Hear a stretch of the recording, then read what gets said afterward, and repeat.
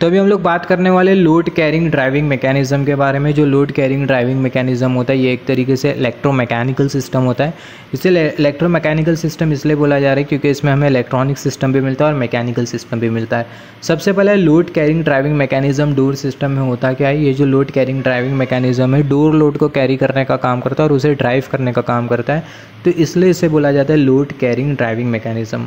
अभी जो load carrying driving mechanism होता है, लोड कैरिंग ड्राइविंग मैकेनिज़्म ये है क्या, कोई भी ऐसा सिस्टम जो कि डोर के लोड को कैरी करे और उसे ड्राइव करने का काम करे वो आ जाता है लोड कैरिंग ड्राइविंग मैकेनिज़्म में, राइट। तो यहाँ पर ये load carrying driving mechanism start करने से पहले सबसे पहले हम लोग देख लेते हैं हमारी ट्रेन का डोर। जैसे कि हमने बात किया था, हमारी ट्रेन का जो डोर है वो हमें कुछ इस तरीके से दिखाई देता है। ट्रेन के डोर में हमें कुछ इस तरीके से लीफ मिलती है। ये वाली जो लीफ हमें जो दिखाई दे रही है इसे मान लेते हैं लेफ़्ट लीफ है।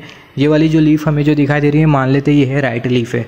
तो बेसिकली होता क्या है, जब हमारा डोर क्लोज़ हो रहा होता है तो ऐसे केस में दोनों जो लीफ है वो एक दूसरे के कांटेक्ट में आते हैं, और जब डोर ओपन हो रहा होता है तो ऐसे केस में दोनों जो लीफ है वो एक दूसरे से दूर जाते हैं।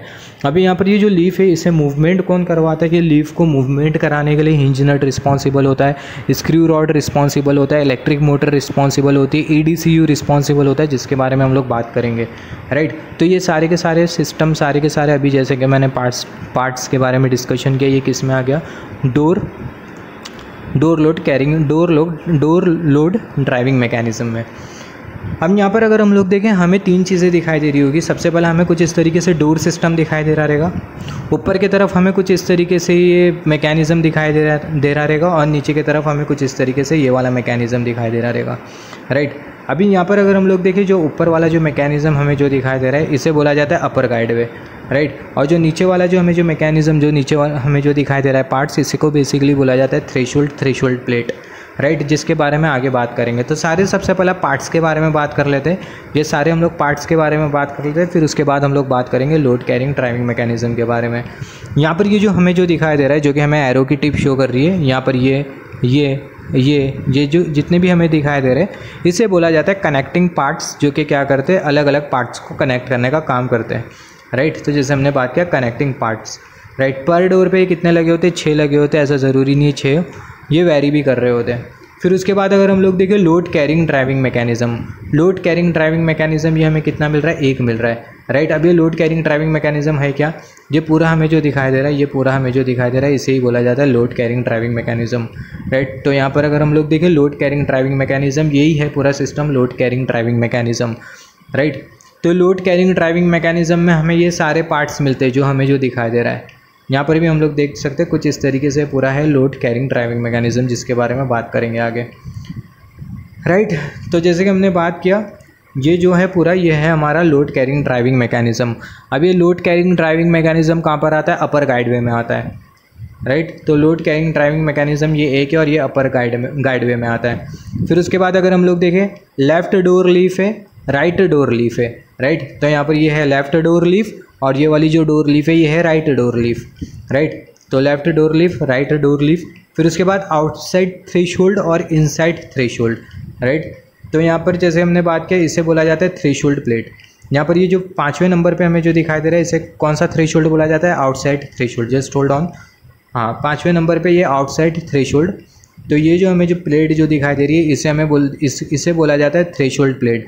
अभी जो थ्रेशोल्ड प्लेट है ये बाहर की तरफ लगी होती है तो इसे बोला जाता है आउटसाइड थ्रेशोल्ड प्लेट, और ये वाली जो थ्रेशोल्ड प्लेट है ये अंदर के तरफ लगी होती है, ट्रेन के सलून के अंदर के तरफ लगी होती है, तो इसे बोला जाता है इनसाइड थ्रेशोल्ड प्लेट, राइट। तो ये वाली जो थ्रेशोल्ड प्लेट है ये है इनसाइड वाली, ये वाली जो थ्रेशोल्ड प्लेट है ये है आउटसाइड वाली, और ये दोनों थ्रेशोल्ड के बीच में हमारे डोर लीफ लाए कर रहे होते हैं, राइट।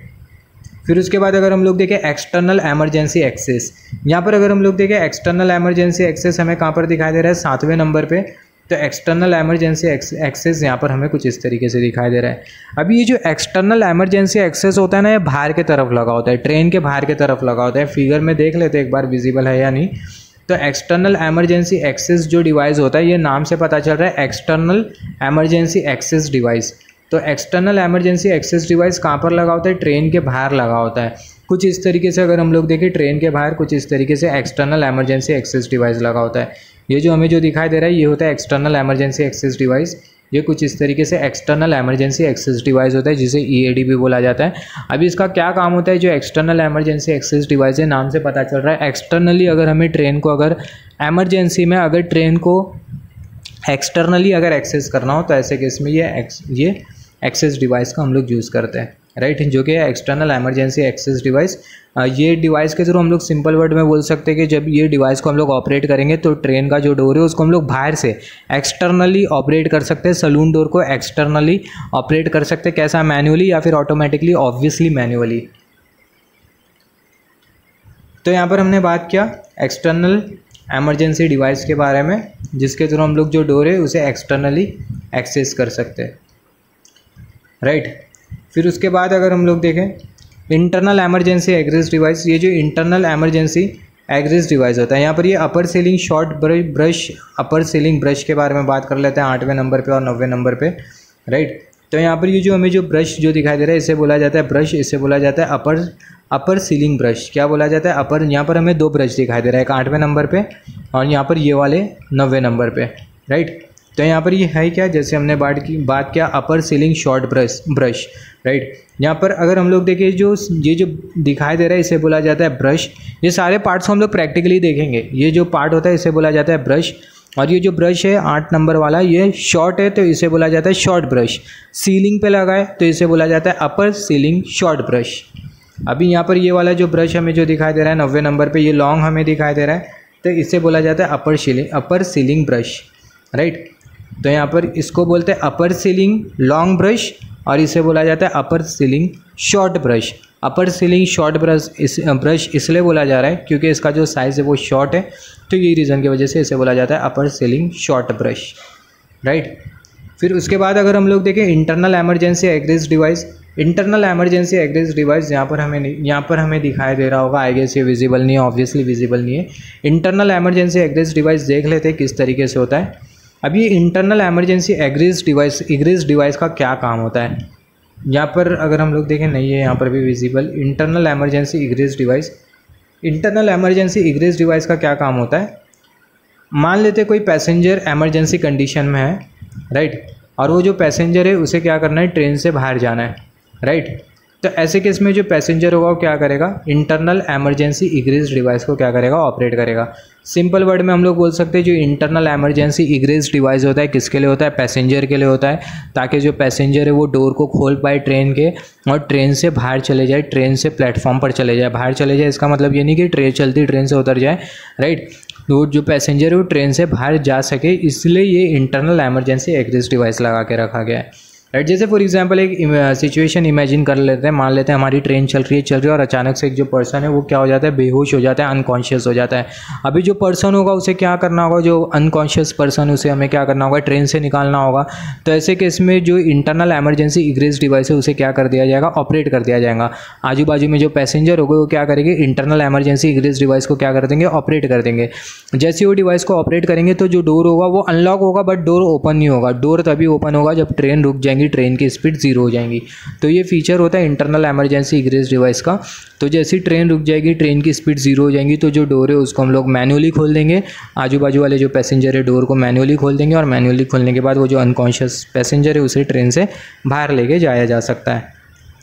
या फिर मान लेते हैं हमारी ट्रेन में आग लग गई है तो ऐसे केस में होगा क्या, सबसे पहला जो ट्रेन ड्राइवर होगा ट्रेन को प्लेटफॉर्म तक के लेके जाएगा और ट्रेन ड्राइवर अनाउंसमेंट करेगा कि यात्री कृपया ध्यान दे, वो जो इंटरनल एमरजेंसी इग्रेस डिवाइस जो दिखाई दे रहा है उसे ऑपरेट कर दे। और जैसे ही पैसेंजर ऑपरेट कर देंगे उसको, तो ऐसे केस में जो डोर होगा वो क्या होगा, वो अनलॉक हो जाएगा। और जैसी ट्रेन स्टेशन पर आके रुक जाएंगी तो जो डोर होगा वो ओपन हो जाएगा और सारे जो पैसेंजर्स हो गए वो जल्दी जल्दी मतलब निकलना चालू कर जाएंगे। ऐसा बेसिकली प्रैक्टिकली होता नहीं है कि मतलब ट्रेन ड्राइवर मतलब ऐसा बोलता है, आग लग जाती है तो ट्रेन ड्राइवर ऐसा बोलता है कि यात्री कृपया ध्यान दे, वो इग्रेस डिवाइस को ऑपरेट कर दे। ये इग्रेस डिवाइस है क्या, उसको समझने के लिए हमने एक एग्जाम्पल कंसिडर किया, बट प्रैक्टिकल केसेस में ऐसा होता नहीं है। कोई भी एमरजेंसी के केस में सबसे पहला जो ट्रेन ड्राइवर होता है पैसेंजर्स को काम रखता है, पैसेंजर्स को काम रखने की ट्राई करता है कि यात्री कृपया घबराए ना, हमारी जो ट्रेन है वो नेक्स्ट स्टेशन पे जाएंगी और आपको इवैक्यूएट किया जाएगा सतर्कता से। जैसे मतलब ऐसा अनाउंसमेंट कुछ इस तरीके से डिस्कशन किया जाता है जिसकी वजह से जो पैसेंजर होते हैं वो मतलब घबराते नहीं है। तो कुछ इस तरीके से ये internal emergency egress device use किया जाता है, राइट। मेंटेनेंस स्टाफ भी इंटरनल इमरजेंसी एग्रेस डिवाइस को ऑपरेट कर सकते हैं, और साथ ही साथ इंटरनल जो मेंटेनेंस स्टाफ है, ये जो हमें जो दिखाई दे रहा है डोर कट ऑफ स्विच, इसको भी मतलब ऑपरेट करके जो डोर है उसे मैन्युअली क्लोज और ओपन कर सकते हैं, राइट। सारे पार्ट्स के बारे में हमने बात कर लिया। अभी मोस्ट इंपॉर्टेंट जो पार्ट है वो क्या है, वो है EDCU। EDCU है क्या, ये इलेक्ट्रॉनिक डोर कंट्रोल यूनिट, जो कि क्या करता है, डोर को कंट्रोल करने का काम करता है इलेक्ट्रॉनिकली, जिसके बारे में हम लोग इन डेप्थ बात करेंगे। इसके सारे इनपुट आउटपुट के बारे में बात करेंगे। अभी जैसे कि हमने बात किया था जो वीडियो है किसके लिए, यह है लोड कैरिंग ड्राइविंग मैकेनिज्म के बारे में। तो लोड कैरिंग ड्राइविंग मैकेनिज्म में अगर हम लोग देखें, हमें कुछ इस तरीके से पार्ट मिलता है। सबसे पहला जो लोड कैरिंग ड्राइविंग मैकेनिज्म होता है, कहाँ पर इंस्टॉल किया जाता है, अपर गाइडवे में या फिर लोअर गाइडवे में। अपर गाइडवे में along with supporting modules. Supporting modules क्या होते हैं, ये ऐसे मॉड्यूल्स होते हैं जो कि क्या करते हैं, लोड कैरिंग ड्राइविंग मैकेनिज्म को सपोर्ट करने का काम करते हैं। The driving mechanism is install on the upper guideway with supporting a module. तो यहाँ पर ये जो लोड कैरिंग ड्राइविंग मैकेनिज्म होता है, ये कहाँ पर लगा होता है, अपर गाइडवे में लगा होता है, और ये सारे मॉड्यूल्स को, अलग अलग मॉड्यूल्स को क्या कर रहा होता है, सपोर्ट कर रहा होता है। सिंपल वर्ड में जो लोड कैरिंग ड्राइविंग मैकेनिज्म है, ये अपर गाइडवे में लगा होता है। अब यहाँ पर अगर हम लोग देखें, बेसिकली हमें दो हिंज नट दिखाई देते हैं, लेफ्ट हिंज नट दिखाई देता है और राइट हिंज नट दिखाई देता है, जो कि हमें फिगर में विजिबल नहीं है, बात करेंगे। सबसे पहला यहाँ पर ये जो लोड कैरिंग ड्राइविंग मैकेनिज्म है, इसमें हमें क्या क्या मिल रहा है, इसमें सबसे पहला हमें स्विच मिल रहे हैं, 4 स्विच मिल रहे हैं। तो सबसे पहला अगर हम लोग देखें, हमें डोर लॉक स्विच मिल रहा है। तो यहाँ पर हमें जो स्विच जो दिखाई दे रहा है, जो कि हमें एरो की टिप शो कर रही है, इसे बोला जाता है डोर लॉक स्विच। अगर डोर लॉक हो रहा है तो डोर अनलॉक भी होगा, तो हमारे पास डोर अनलॉक स्विच भी होता है, राइट। डोर अनलॉक स्विच, जिसको हम लोग बोल सकते हैं इमरजेंसी अनलॉक स्विच।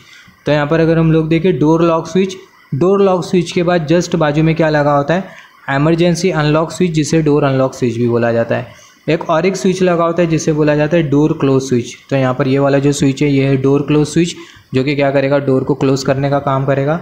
और यहाँ पर हमें जो स्विच जो दिखाई दे रहा है, ये कौन सा स्विच है, ये है डोर कट ऑफ स्विच। तो यहाँ पर ये वाला जो स्विच है, चौथा वाला स्विच है, जो कि है डोर कट ऑफ स्विच। अब ये डोर कट ऑफ स्विच क्या करेगा, डोर को कट ऑफ कर देगा। डोर को कट ऑफ कर देगा, इसका मतलब जो डोर होगा उसे क्या कर सकते हैं, मैन्युअली ओपन कर सकते हैं और क्लोज कर सकते हैं। यहाँ पर जैसे कि हमने बात किया था, यहाँ पर ये जो होता है, इसे बेसिकली बोला जाता है door cut off device. Door cut off device को जब हम लोग, ये कुछ नहीं है, ये एक, जैसे कि हमने बात किया था, इसमें हम लोग स्क्वायर की घुसाएंगे और जो डोर होगा उसको हम लोग मैन्युअली ओपन करेंगे और क्लोज करेंगे। तो सेम इसे बोला जाता है डोर कट ऑफ स्विच। जब इसको हम लोग ऑपरेट कर देंगे, तो ऐसे केस में ये पर्टिकुलर जो डोर होगा पूरा क्या हो जाएगा, कट ऑफ हो जाएगा। कट ऑफ हो जाएगा, इसका मतलब जो डोर लीव है उसको हम लोग मैन्युअली ओपन कर सकते हैं और क्लोज कर सकते हैं, राइट। तो इसे ही बोला जाता है डोर कट ऑफ स्विच। तो सबसे पहला डोर लॉक स्विच है, फिर उसके बाद इमरजेंसी अनलॉक स्विच है, फिर उसके बाद डोर कट ऑफ स्विच है, डोर को कट ऑफ करने का काम करेगा, फिर उसके बाद डोर क्लोज स्विच है, राइट। तो हमारे पास 4 स्विचेस है, बहुत अच्छी तरीके से, ये बहुत इंपॉर्टेंट स्विचेस है जो कि डोर के ऑपरेशन के लिए रिस्पॉन्सिबल होते हैं। Door lock switch, door unlock switch, जिसे डोर इमरजेंसी स्विच भी बोला जाता है, फिर उसके बाद डोर कट ऑफ स्विच होता है, फिर उसके बाद डोर क्लोज स्विच होता है। फिर उसके बाद अगर हम लोग देखें टर्मिनल अरेंजमेंट मॉड्यूल, टर्मिनल का अरेंजमेंट करने के लिए हमने ये मॉड्यूल बना के रखा है, इसके भी बारे में बात करेंगे। फिर उसके बाद ये जो हमें जो दिखाई दे रहा है, इसे बोला जाता है EDCU, electronic door control unit. अभी EDCU क्या होता है, इलेक्ट्रॉनिक डोर कंट्रोल यूनिट होता है, जो कि क्या करता है, ये जो इलेक्ट्रॉनिक डोर है उसे कंट्रोल करने का काम करता है। ट्रेन में 64 डोर लगे, और ये सारे जो डोर है वो एक ही साथ में ओपन होना चाहिए, एक ही साथ में क्लोज होना चाहिए। तो इनको कंट्रोल करने का काम कौन करेगा, EDCU करेगा। और हर डोर में एक एक EDCU लगे होते हैं। हमारी ट्रेन में टोटल कितने डोर है, 64 डोर है। तो टोटल जो EDCU हो गए वो कितने रहेंगे, 64 रहेंगे। फिर उसके बाद अगर हम लोग देखें, इसे बोला जाता है यहाँ पर इसे बोला जाता है टॉल लाइन शेल्फ, राइट। इसका क्या काम होता है, मैकेनिकल अरेंजमेंट प्रोवाइड करता है। यहाँ पर 2 टॉल लाइन शेल्फ लगे जो कि मैकेनिकल अरेंजमेंट प्रोवाइड करता है। यहाँ पर ये इलेक्ट्रिक मोटर लगी है, और यहाँ पर ये है अपर गाइडवे, और फिर उसके बाद यहाँ पर ये कुछ इस तरीके से driving mechanism, right. Most important part अगर हम लोग देखें, हमें कुछ इस तरीके से यहाँ पर मिलेगा। मोस्ट इंपॉर्टेंट पार्ट, यहाँ पर ये डोर मोटर हमें दिखाई दे रही है। फिर उसके बाद यहाँ पर ये मोटर शेल्फ होता है, ये डोर मोटर, और यहाँ पर ये मोटर शेल्फ हमें दिखाई दे रही है, और along with the spring coupling. फिर उसके बाद अगर हम लोग देखें, यहाँ पर ये लेफ़्ट सपोर्टिंग मॉड्यूल हमें दिखाई दे रहा है, ये है लेफ़्ट सपोर्टिंग मॉड्यूल, और अपोजिट साइड में हमें मिलेगा राइट सपोर्टिंग मॉड्यूल, जो कि क्या करेगा, पूरे जो लोड कैरिंग ड्राइविंग मैकेनिज्म है उसे सपोर्ट करने का काम करेगा। तो हम लोग बोल सकते हैं जो लोड कैरिंग ड्राइविंग मैकेनिज्म है उसे सपोर्ट करने का काम कौन करेगा, supporting module, right, left supporting module of screw. क्योंकि अगर हम लोग देखें यहाँ पर ये वाला जो मॉड्यूल हमें जो दिखाई दे रहा है और इसके अपोजिट साइड में भी एक मॉड्यूल लगा होगा, लेफ्ट सपोर्टिंग मॉड्यूल और राइट सपोर्टिंग मॉड्यूल। वो क्या करेगा, ये जो स्क्रू है इसे क्या करेगा, इसे बोला जाता है स्क्रू रॉड। स्क्रू रॉड इसलिए बोला जाता है क्योंकि ये रॉड रहता है जो कि स्क्रू के फॉर्म में होता है, यही रीज़न की वजह से इसे बोला जाता है स्क्रू रॉड। अब ये स्क्रू रॉड के ऊपर क्या होता है, पूरा हमारा जो लोड कैरिंग ड्राइविंग मैकेनिज्म होता है वो इंस्टॉल होता है, या फिर सिंपल वर्ड में हम लोग बोल सकते हैं अपर गाइडवे में हमारा पूरा load carrying driving mechanism install होता है। और ये जो जैसे हमने बात किया यहाँ पर ये जो स्क्रू रॉड है इसे सपोर्ट करने का काम कौन करता है, लेफ्ट सपोर्टिंग मॉड्यूल और राइट सपोर्टिंग मॉड्यूल। अभी यहाँ पर ये हमें क्या दिखाई दे रहा है, हिंज नट दिखाई दे रहा है। यहाँ पर ये लेफ्ट हिंज नट मॉड्यूल है और यहाँ पर ये राइट हिंज नट मॉड्यूल है। अभी यहाँ पर ये जो लेफ्ट हिंज नट जो मॉड्यूल है इसके साथ लेफ्ट वाला जो लीफ होगा वो कनेक्टेड रहेगा, और ये जो राइट हिंज नट मॉड्यूल है इसके साथ जो राइट वाला जो लीफ है वो कनेक्टेड रहेगा, राइट। तो जब हमारा डोर ओपन हो रहा होगा तो ऐसे केस में जो लेफ्ट हिंज नट और जो राइट हिंज नट है दोनों एक दूसरे से दूर जाएंगे, जिसकी वजह से दोनों जो डोर लीफ है वो एक दूसरे से दूर जाएंगे। और जब हमारा डोर क्लोज हो रहा होगा तो ऐसे केस में जो लेफ्ट हिंज नट और जो राइट हिंज नट है दोनों एक दूसरे के क्लोज में आएंगे, जिसकी वजह से दोनों जो डोर लीफ है वो एक दूसरे के क्लोज में आ जाएंगे। और यहाँ पर अगर हम लोग देखें जो हमें जो डिवाइस जो दिखाई दे रहा है जो कि हमें एरो की टिप शो कर रही है, इसे ही बेसिकली बोला जाता है लॉकिंग डिवाइस, जिसको हम लोग प्रैक्टिकली भी डिस्कस करेंगे। तो अब तक के हमने क्या क्या बात किया है, जो लोड कैरिंग ड्राइविंग मैकेनिज्म होता है ये अपर गाइडवे में इंस्टॉल होता है पूरी तरीके से अलॉन्ग विद सपोर्टिंग मॉड्यूल्स। और यहाँ पर ये जो स्क्रू रॉड असेंबली होती है ये बेसिकली लेफ्ट सपोर्टिंग मॉड्यूल और राइट सपोर्टिंग मॉड्यूल से कनेक्टेड होती है। और ये स्क्रू रॉड पे क्या लगा होता है, हिंज नट लगा होता है, लेफ्ट हिंज नट और राइट हिंज नट। लेफ्ट हिंज नट के साथ लेफ्ट वाला लीफ कनेक्टेड होता है, राइट हिंज नट के साथ राइट वाला लीफ कनेक्टेड होता है। जब डोर ओपन हो रहा होता है तो दोनों जो हिंज नट है एक दूसरे से दूर जाते हैं, जिसकी वजह से दोनों डोर लीफ एक दूसरे से दूर जाते, डोर ओपन होता है।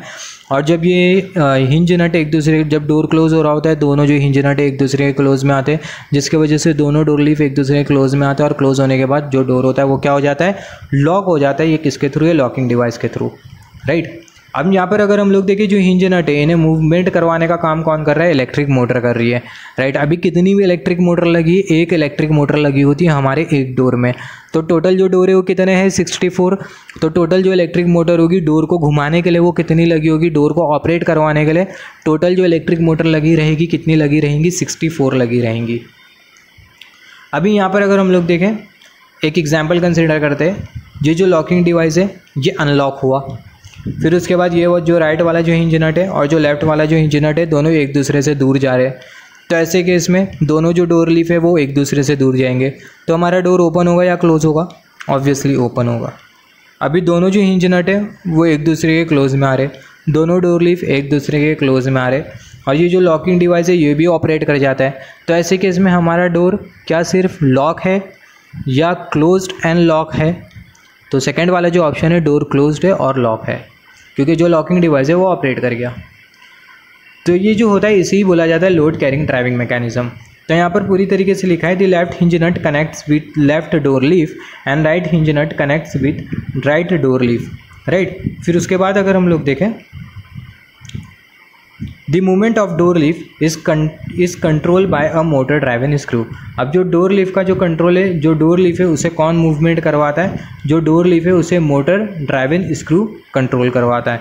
जो डोर लीफ है वो कैसा मूव हो पाता है, जो डोर लीफ है वो मूव हो पाता है with the help of hinge nut. अब ये जो हिंज नट है वो कैसा मूव हो पाता है, with the help of motor driven screw. Screw होता है जिसे मोटर ड्राइव करती है। फिर उसके बाद अगर हम लोग देखें the door leaf are open and close through left and right hinge नट।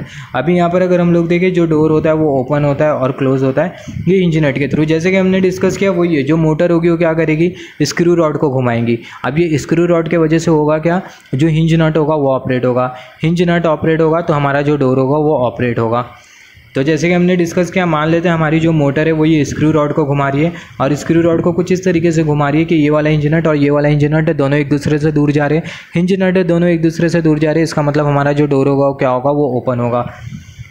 फिर उसके बाद अगर हम लोग देखें मोटर कुछ इस तरीके से ऑपरेट हो रही है कि जो स्क्रू रॉड है ये क्लॉकवाइज डायरेक्शन में ऑपरेट हो रहा है, दोनों जो हिंज नट है एक दूसरे के क्लोज में आ रहे हैं, दोनों डोर लीफ एक दूसरे के क्लोज में आएंगे, तो जो डोर होगा क्या होगा, वो बंद होगा। अभी यहाँ पर अगर हम लोग देखें the door mechanism, load carrying driving mechanism, right. अभी यहाँ पर अगर हम लोग देखें the door mechanism is self locking structure. जो डोर मैकेनिज्म है इसमें एक सेल्फ लॉकिंग सिस्टम दिया हुआ है, राइट। जो डोर मैकेनिज्म है इसमें सेल्फ लॉकिंग, जैसे कि हमने बात किया सिस्टम दिया है, जो डोर होगा वो क्लोज होगा और जैसे ही डोर लीफ एक दूसरे के कॉन्टैक्ट में आएंगे तो ऐसे केस में जो डोर होगा वो क्या हो जाएगा, सेल्फ लॉक हो जाएगा, खुद से लॉक हो जाएगा। The locking device structure is in the middle of the screw rod. अब ये जो लॉकिंग डिवाइस स्ट्रक्चर है कहाँ पर लगा होता है, जो लॉकिंग डिवाइस होता है वो स्क्रू रॉड के मिडल में लगा होता है, राइट। तो यहाँ पर जैसे हमने बात किया, यहाँ पर ये हमें स्क्रू रॉड दिखाई दे रहा है, यहाँ पर ये स्क्रू रॉड के बीच में हमें क्या दिखाई दे रहा है, लॉकिंग डिवाइस लॉकिंग मैकेनिज्म हमें दिखाई दे रहा है। तो हम लोग बोल सकते हैं जो डोर होगा वो ऑटोमेटिकली ओपन होगा, ऑटोमेटिकली क्लोज होगा और ऑटोमेटिकली लॉक और अनलॉक होगा, राइट। फिर उसके बाद अगर हम लोग देखें, जैसे हमने बात किया, just hold on, the leading hinge nut travel across the screw rod when door is closing to the lock position. A rolling pin figure in the hinge nut follows the direction of the rotation of the screw rod. When the pin is rolling in the groove of the screw rod during door closing, the hinge nut drives the door leaf. When the pin rolls into the locking device, the hinge nut will lock the door leaves. To open the door, motor will rotate in the reverse direction and the rolling pin will withdraw from the locking device. The mechanism will be unlocked automatically on the command of door opening. अब यहाँ पर अगर हम लोग देखें, जो door है वो ओपन होता है, क्लोज होता है, ऑटोमेटिकली भी और मैन्युअली भी। जैसे हमने बात किया था मैन्युअली कैसा ओपन होगा, मैनुअली जैसे कि हमने बात किया था जो इंटरनल एग्रेस डिवाइस है उसके थ्रू ओपन होगा, एक्सटर्नल एमरजेंसी एक्सेस डिवाइस है उसके थ्रू ओपन होगा, डोर कट ऑफ जो डिवाइस है उसके थ्रू ओपन होगा हमारा डोर मैनुअली, और क्लोज भी मैनुअली होगा। अभी अगर ऑटोमेटिकली अगर हमें डोर को ओपन और क्लोज करना है तो ऐसे केस में ड्राइवर कैब में एक बटन होता है डोर ओपन और डोर क्लोज बटन। तो जब ड्राइवर डोर ओपन बटन दबाएगा तो ऐसे केस में दोनों जो डोर है वो ऑटोमेटिकली ओपन होंगे, और जब डोर क्लोज बटन दबाएगा तो ऐसे केस में दोनों जो डोर होंगे वो ऑटोमेटिकली क्लोज होंगे, और क्लोज होने के बाद जो डोर होंगे वो लॉक हो जाएंगे। अभी यहाँ से हमने क्या डिस्कशन किया, यहाँ से हमने ये डिस्कशन किया, यहाँ पर हमें ये देखना है कि हमारा जो डोर है वो लॉक और अनलॉक कैसा होता है। तो सबसे पहले हमें पता होना चाहिए एक पिन होती है जिसे बोला जाता है रोलिंग पिन, जिसे बोला जाता है लॉकिंग पिन, राइट। यहाँ पर ये कुछ इस तरीके से हमें लॉकिंग पिन दिखाई दे रही है। अब ये जो लॉकिंग पिन होती है कहाँ पर होती है, हिंज नट में होती है। यहाँ पर अगर हम लोग देखें स्क्रू रॉड में हमें क्या मिलेगा, स्क्रू रॉड में हमें कुछ इस तरीके से ग्रूव मिलेगा, स्क्रू रॉड में हमें क्या मिलेगा, कुछ इस तरीके से ग्रूव मिलेगा, जस्ट होल्ड ऑन। हाँ, तो जो स्क्रू रॉड है उसमें हमें क्या मिलेगा, कुछ इस तरीके से ग्रूव मिलेगा। ये वाली फिगर अगर हम लोग कंसिडर करें तो यहाँ पर हमें क्या मिल रहा है, कुछ इस तरीके से ग्रूव मिल रहा है। एक मोस्ट इंपॉर्टेंट पॉइंट जैसे हमने बात किया, ये डोर सिस्टम में जो लॉकिंग मैकेनिज्म होता है कहाँ पर लगा होता है, सेंटर में लगा होता है, राइट। अरे यार ये एरो काहे के लिए आ जा रहा है यहाँ पर। तो जैसे हमने बात किया डोर सिस्टम में जो लॉकिंग मैकेनिज्म होता है कहाँ पर लगा होता है, सेंटर में लगा होता है। अभी यहाँ पर अगर हम लोग देखें, यहाँ पर ये हमें कुछ इस तरीके से क्या दिखाई दे रही है, लॉकिंग पिन। अब ये जो लॉकिंग पिन होती है कहाँ पर लगी होती है, जो लॉकिंग पिन होती है बेसिकली हिंज नट में लगी होती है, राइट। जो लॉकिंग पिन होती है वो कहाँ पर लगी होती है, या फिर हम लोग बोल सकते हैं कुछ इस तरीके से लॉकिंग पिन का सिस्टम होता है जो कि हिंज नट में लगा होता है। जब हमारा डोर ओपन हो रहा होता है तो ऐसे केस में ये जो लॉकिंग पिन होती है ये कहाँ पर होती है, मान लेते हैं हमारी जो लॉकिंग पिन है कहाँ पर, ये नॉर्मल ग्रूव में। यहाँ पर ये जो स्क्रू रॉड है इसमें हमें ग्रूव मिलेगा और हमें कुछ इस तरीके से ट्रांसिशन कॉर्नर मिलेगा। जैसे ही हमारी लॉकिंग पिन ये ट्रांसिशन कॉर्नर में आके फंस जाएंगी तो ऐसे केस में होगा कि हमारा जो डोर होगा वो क्या हो जाएगा, लॉक हो जाएगा। और जैसे ही हमारी ये लॉकिंग पिन, जिसे रोलिंग पिन भी बोला जाता है, जैसे ये रोलिंग पिन ट्रांसिशन कॉर्नर से बाहर निकल जाएंगी तो ऐसे केस में हमारा जो डोर है वो क्या हो जाएगा, वो अनलॉक हो जाएगा। और यही है बेसिकली डोर का लॉकिंग मैकेनिज्म, राइट। अभी यहाँ पर एक क्वेश्चन ये आता है कि जो रोलिंग पिन है जिसे लॉकिंग पिन भी बोला जाता है, क्या ये मूव हो रही होती है या फिर स्क्रू रॉड मूव हो रहा होता है। ऑब्वियसली जो स्क्रू रॉड है वो मूव हो रहा होता है। अभी ये स्क्रू रॉड कैसा मूव हो रहा होता है, with the help of motor के थ्रू ये जो स्क्रू रॉड हो रहा होता है ये मूव हो रहा होता है, जिसके वजह से जो लॉकिंग पिन होती है ये हमें मूव होते हुए दिखाई देती है। बट अगर हम लोग प्रैक्टिकली देखें, जो स्क्रू रॉड होता है वो मूव हो रहा होता है, जिसके वजह से होता है कि जो ग्रूव होता है स्क्रू रॉड का वो मूव करता है, और जैसी हम ट्रांसिशन कॉर्नर ये लॉकिंग पिन के कांटेक्ट में आ जाएगा तो ऐसे केस में होगा क्या, जो डोर होगा वो क्या हो जाएगा, वो लॉक हो जाएगा। और अभी मान लेते हैं जो डोर है उसे हमें क्या करना है, अनलॉक करना है। तो डोर को अगर हमें अनलॉक करना है तो ऐसे केस में जो मोटर होगी उसे हमें अपोजिट डायरेक्शन में घुमाना होगा, जिसके वजह से जो रोलिंग पिन होगी ये ट्रांसिशन कॉर्नर से बाहर निकलेगी, और जैसे ही रोलिंग पिन ट्रांसिशन कॉर्नर से बाहर निकल गई तो ऐसे केस में जो डोर होगा वो क्या हो जाएगा, अनलॉक हो जाएगा।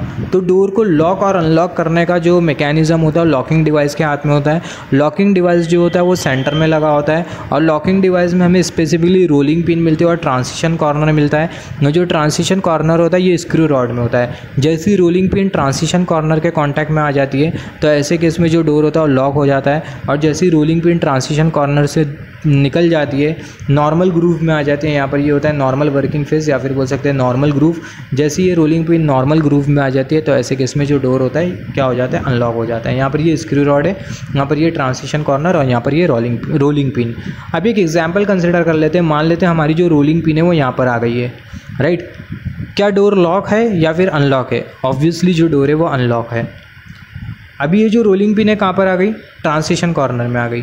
अभी जैसी रोलिंग पिन ट्रांजिशन कॉर्नर में आ जाएंगी तो ऐसे केस में जो डोर है वो लॉक रहेगा या फिर अनलॉक रहेगा, जो डोर है वो लॉक हो जाएगा। अभी मान लेते जो रोलिंग पिन है ट्रांजिशन कॉर्नर से बाहर आ गई तो ऐसे केस में जो डोर है वो क्या हो जाएगा, अनलॉक हो जाएगा, राइट। अगर लॉक हो गया है तो डोर को अनलॉक करने के लिए जो मोटर है उसे हमें क्या करना होगा, अपोजिट डायरेक्शन में घुमाना होगा, जिसकी वजह से जो डोर है वो अनलॉक हो जाएगा। जब डोर अगर लॉक हो रहा होता है और मोटर अगर क्लॉकवाइज डायरेक्शन में घूम रही है तो डोर अनलॉक के टाइम जो मोटर है वो एंटी क्लॉकवाइज डायरेक्शन में घूमेंगी। अभी हम लोग यहाँ पर बात कर लेते हैं अपर गाइडवे के बारे में, लोअर गाइडवे के बारे में, और फिर उसके बाद लोड बेयरिंग व्हील के बारे में और एंटी जर्क व्हील के बारे में। जैसे हमने बात किया था, अभी ये जो अपर गाइडवे होता है ये क्या करता है, हमने बात किया था जो लोड कैरिंग ड्राइविंग मैकेनिज्म है उसे सपोर्ट करने का काम करता है upper guideway. Upper guideway load carrying driving mechanism को किस तरीके से सपोर्ट कर रहा है, लोड बेयरिंग व्हील और एंटी जर्क व्हील के थ्रू। तो अपर गाइडवे में लोड बेयरिंग व्हील होती है, एंटी जर्क व्हील होती है, और ये load bearing wheel, anti jerk wheel और ये अपर गाइडवे ये तीनों मिलके क्या करते हैं, जो लोड कैरिंग ड्राइविंग मैकेनिज्म है उसे सपोर्ट करने का काम करते हैं। लोड कैरिंग ड्राइविंग मैकेनिज्म को सपोर्ट करने का काम करते हैं। इन सिंपल वर्ड हम लोग बोल सकते हैं कि जो अपर गाइडवे होता है जो डोर लीफ का जो वेट है उसे बियर करने का काम करता है through load bearing wheel and anti jerk wheel. और सिमिलरली लोअर गाइडवे भी होता है। अब ये जो लोअर गाइडवे होता है नीचे की तरफ लगा होता है। अब ये जो लोअर गाइडवे होता है वो क्या करता है, जो लोअर गाइडवे होता है डोर के स्मूथ मूवमेंट के लिए रिस्पॉन्सिबल होता है। अभी जब भी हम लोग डोर लीफ को इंस्टॉल कर रहे होते हैं तो ऐसे केस में जो डोर लीफ होता है उसे हमें क्या करना होता है, थोड़ा टिल्ट करना होता है उसकी एक्सिस के अबाउट, राइट। अभी यहाँ पर ये टिल्टिंग का भी हमें जो डोर को जब हम लोग इंस्टॉल कर रहे होते हैं डोर लीफ को, तो ऐसे केस में डोर को हमें टिल्ट करना होता है और वो हम लोग टिल्ट कर पाते हैं with the help of upper guideway. मतलब जो अपर गाइडवे उसे कुछ इस तरीके से डिज़ाइन किया जाता है कि ये जो अपर गाइडवे होता है डोर लीफ के इंस्टॉलेशन के लिए भी रिस्पॉन्सिबल होता है। तो अब तक के हमने क्या क्या डिस्कस किया, जो अपर गाइडवे होता है ये क्या करता है, basically load carrying driving mechanism को सपोर्ट करने का काम करता है through load bearing wheel and anti jerk wheel. In very simple word हम लोग ऐसा बोल सकते हैं कि जो अपर गाइडवे होता है ये जो डोर लीफ होती है उसके वेट को बियर करने का काम करता है through load bearing wheel and anti jerk wheel. और जो अपर गाइडवे है ये बेसिकली डोर के इंस्टॉलेशन के लिए, डोर लीफ के इंस्टॉलेशन के लिए भी रिस्पॉन्सिबल होता है, क्योंकि जब हम लोग डोर लीफ को इंस्टॉल करते हैं तो ऐसे केस में जो डोर लीफ है उसे थोड़ा टिल्ट करना होता है उसके एक्सिस के अबाउट, और ये पॉसिबल हो पाता है अपर गाइडवे के थ्रू। और जो लोअर गाइडवे होता है ये किसके लिए रिस्पॉन्सिबल होता है, जो डोर लीफ है उसके स्मूथ मूवमेंट के लिए रिस्पॉन्सिबल होता है, राइट। तो यहाँ पर अगर हम लोग देखें एंटी जर्क व्हील हमें कुछ इस तरीके से दिखाई देगा, ये होता है एंटी जर्क व्हील, और ये वाला जो ये होता है एंटी जर्क व्हील, और इसे बोला जाता है लोड बेयरिंग व्हील। इसे बोला जाता है एंटी जर्क व्हील और इसे बोला जाता है लोड बेयरिंग व्हील। तो यहाँ पर ये एंटी जर्क व्हील, उसके पीछे जो होता है ये होता है load bearing wheel. Load bearing wheel में हमें कुछ इस तरीके से ग्रूव दिखाई देता है। यहाँ पर ये होता है हेक्सागोनल की सॉकेट, और यहाँ पर ये होता है लॉक नट, और इसे बोला जाता है लॉक वॉशर।